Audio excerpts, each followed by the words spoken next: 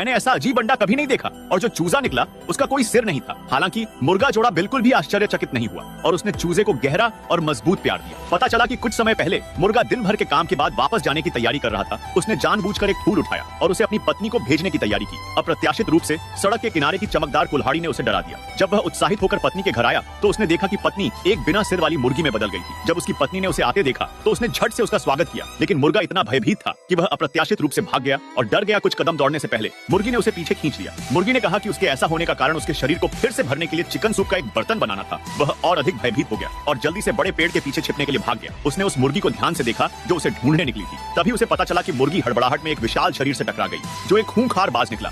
अपने दरवाजे पर स्वादिष्ट भोजन पहुंचा हुआ देखकर बाज बहुत खुश हुआ। उसने मुर्गी को जमीन पर चोंच मार के गिरा दिया। इससे मुर्गा और अधिक सहन नहीं कर सका। वह बाज को रोकने के लिए आगे बढ़ा, लेकिन बाज ने उसे अपनी पंख से दूर फेंक दिया। मुर्गा उठा और उसकी पत्नी को दूर छीनते देख मुर्गे को अचानक गुस्सा आ गया। उसने अपने पंख फड़फड़ाए और मुर्गी के पैरों को कसकर पकड़ लिया, लेकिन इससे बाज बहुत क्रोधित हो गया। फिर बाज रुका और बेदरवेण की ओर उड़ गया। बाज ने उसे जोर से मारा और नीचे गिरा दिया, लेकिन जब बाज विजयी हुआ तो मुर्गा वास्तव में उसके ऊपर चढ़ गया और उसे एक धारदार चीज से प्रहार किया। वह चीज बाज के शरीर में घुस गया और बाज को दर्द हुआ और उसने मुर्गी को छोड़ दिया। मुर्गी ने झट से मुर्गी के पंख पकड़ लिए। वे हमेशा के लिए एक साथ रहने और कभी अलग न होने के लिए सहमत हुए। अप्रत्याशित रूप से वे नीचे चिकन कॉप में घुस गए और पूरी तरह से प्यार में पड़ गए। तब से मुर्गा हर दिन मुर्गी को फूल भेजता था और मुर्गी भी